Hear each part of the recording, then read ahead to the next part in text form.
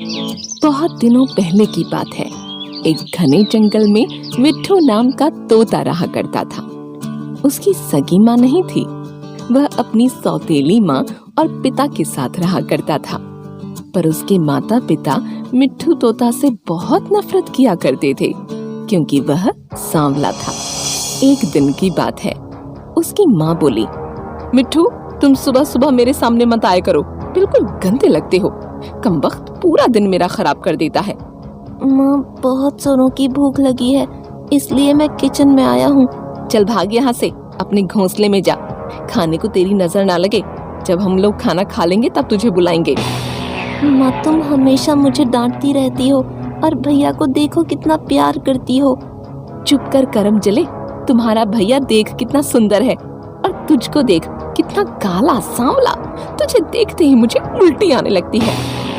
अपनी सौतेली माँ की बात सुनकर मिट्ठू तोता बाहर चला जाता है। जब परिवार के सब सदस्य खाना खा लेते हैं, तब उसकी माँ उसे बुलाती है। ओ करम चले, इधर आ और खाना खा ले, और उसके बाद सारे घर की सफाई कर देना। ठीक है माँ। जब मिट्ठू तोता खाना खाने आता है तो उसे बासी खाना दिखाई देता है। यह क्या माँ, ये तो सब बासी खाना है। मैं अगर इसे खाऊंगा तो बीमार पड़ जाऊंगा। ज्यादा चपड़ चपड़ मत कर। खाना है तो खा, नहीं तो भूखा मर, मुझे क्या। फिर किसी तरह मिट्ठू तोता बासी खाना खाता है। एक दिन मिट्ठू अपने पिता के पास जाता है और कहता है, पिताजी, आज मेरे लिए कुछ अच्छा खाना दिलवा दो ना। माँ मुझे रोज रोज बासी खाना खिलाती है। अरे यार, ये मैंने सुबह सुबह किसका मुंह देख लिया। अब मेरा पूरा दिन खराब जाएगा। अरे भाग्यवान, इधर आओ और इसे मेरे सामने से हटाओ। पिताजी गुस्से से कहते हैं, अरे मनहूस, तुझे कितनी बार कहा है कि सुबह सुबह हमारे सामने मत आया कर, लेकिन तू है कि सुनता ही नहीं। मिट्ठू तोता को ये बात चुभती है और वह रोते रोते कहता है, मैं अगर इतना ही बुरा हूँ तो मैं घर छोड़कर चला जाता हूँ। हाँ हाँ चले जा, तेरे जाने से यहाँ किसी को फर्क नहीं पड़ेगा। कम से कम तुझसे छुटकारा तो मिलेगा। माँ, मैं भी तुम्हारा ही बेटा हूँ। तुम माँ होकर भी ऐसी बात कैसे कर सकती हो? देखना, एक दिन इसी बेटे पर तुम्हें गर्व होगा। और ऐसा कहकर मिट्ठू सच में घर छोड़कर चला जाता है। मिट्ठू तोता चल पेड़ की एक डाल पर बैठकर वह खुद से कहता है, अच्छा होता मैं मर ही जाता। मेरे माँ बाप मुझसे प्यार नहीं करते। मेरा जी के भी। कुछ दिन के बाद मिट्ठू तोता का भाई उड़ते उड़ते इसी जंगल में जाता है, लेकिन वह सुंदर होने के कारण एक शिकारी की नजर में आ जाता है, और वह शिकारी उसे पिंजरे में बंद कर लेता है और कुछ देर के लिए और पंछी पकड़ने हेतु एक पेड़ के नीचे बैठ गया और बीड़ी जलाने के लिए माचिस जलाई, और आधी अधूरी माचिस वहीं जमीन पर फेंक दी। लेकिन घास सूखी होने के कारण वहां आग लग गई। देखते ही देखते पूरे जंगल में आग फैल गई। शिकारी डर गया और पिंजरे को वहीं छोड़कर भाग गया। जब मिट्ठू तोता ने यह देखा तो बिना किसी डर के वह पिंजरे के पास आ गया और पिंजरे का दरवाजा खोल दिया। उसका भाई आजाद हो गया, पर मिट्ठू तोता के पंख जल गए। कुछ देर के बाद आग शांत हुई, पर मिट्ठू तोता पंख जलने के कारण वहीं लेटा रहा। उसके भाई ने तुरंत उसकी माँ बाप को वहां बुला लिया। जब सब बात उनकी समझ में आई तो उन्हें अपने कर्मों पर बहुत पछतावा हुआ। बेटा, मुझे माफ कर दो। मैं न जाने कितने अत्याचार तुम पर करती रही, लेकिन तुमने अपने भाई की जान बचाने के लिए खुद अपनी जान की बाजी लगा दी। तुम्हारे जैसा भाई और बेटा इस दुनिया में कभी नहीं हो सकता। हमें माफ कर दो बेटा।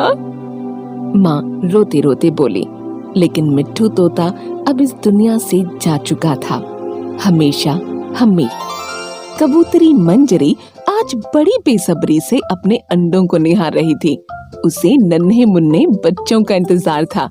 एक रंजन तोता भी पास में बैठकर मंजरी की खुशी को परख रहा था। एक अंडा फूट गया और एक सुंदर बच्ची बाहर आ गई। आओ आओ गुड़िया, स्वागत है, बड़ी प्यारी तुम्हारी रंगत है। कुछ देर बाद दूसरा अंडा भी फूटा, तब उसमें से एक दुबला पतला और काले रंग का एक बच्चा बाहर आ गया। मंजरी को भी आश्चर्य हुआ, लेकिन माँ के लिए सब बच्चे प्यारे होते हैं।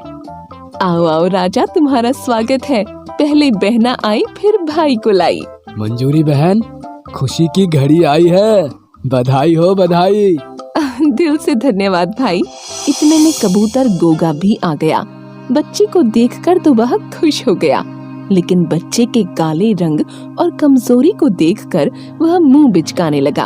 अरे मंजूरी, ये काला कमजोर बच्चा कहाँ से ले आई? यह क्या कह रहे हो? यह सांवला सलोना हमारा ही बेटा है। खबरदार जो इसके बारे में ऐसी वैसी बात कही। इसका नाम मैंने राजा रखा है। अरे मंजूरी, हम दोनों कैसे हैं और ये कैसा है? मेरे समझ में नहीं आ रहा, ये ऐसा क्यों है? क्या हुआ? जो भी है, जैसा भी है, हमारा अपना बेटा है। इसके मुखड़े की बनावट मुझे बहुत अच्छी लगती है। यह बड़ा होकर बांका कबूतर बनेगा। इसकी चोंच भी बड़ी प्यारी है। तुम्हारी सोच बड़ी प्यारी है। माँ की सोच ऐसी ही होती है, उसे अपने बच्चे सबसे ज्यादा प्यारे लगते हैं। मंजरी कबूतरी ने बड़े प्यार से दोनों बच्चों को पालना शुरू कर दिया। दोनों बच्चे कुछ बड़े हो गए थे और आसपास के चिड़िया के बच्चों से घुलना मिलना चाहते थे। दूसरे पक्षी राजा को बड़ी हे दृष्टि से देखने लगे और मजाक उड़ाने लगे। बहना कितनी सुंदर है, भाई पूरा बंदर है। पतलू पहलवान, घर में बैठा करो, बाहर चलोगे गिर जाओगे, धूप में काला जामुन नजर आओगे।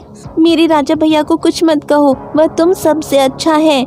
वाह रे राजा भैया, दिखे टूटा दरवाजा और नाम रख दिया राजा।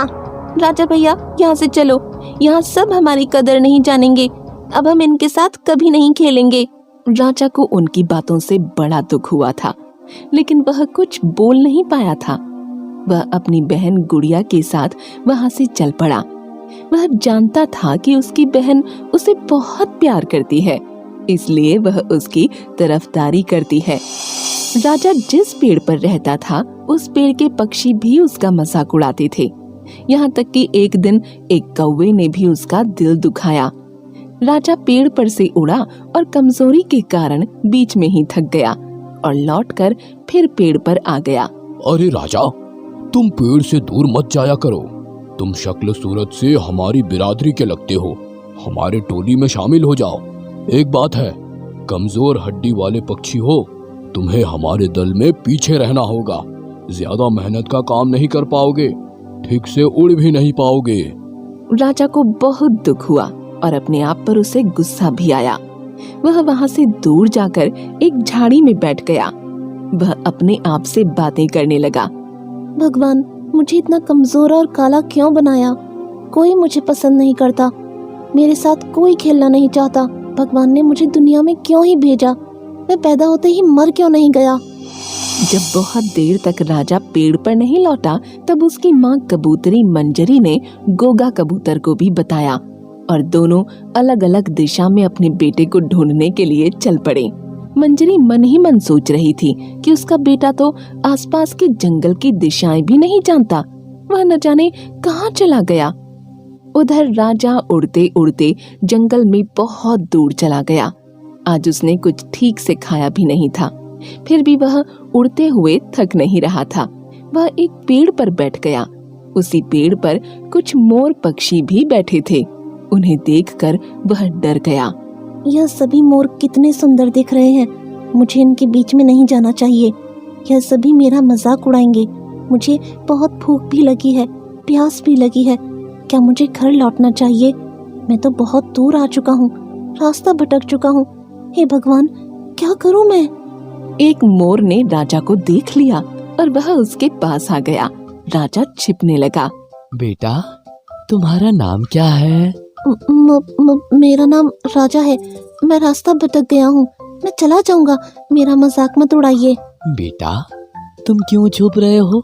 सामने आओ। आप लोग मुझे मारेंगे तो नहीं? बेटा डरो नहीं, हम तुम्हें क्यों मारेंगे। आओ, तुम्हें बहुत भूख लगी होगी ना, लो खा लो। तुम किसी बात की चिंता मत करो। मोर काका की बातों ने राजा के अंदर खुशियां भर दी। उसका डर भाग चुका था। उसे खाना दिया गया और वह बड़े प्यार से खाने लगा। उसने अपने साथ हुई सारी घटनाओं के बारे में मोर काका को बताया।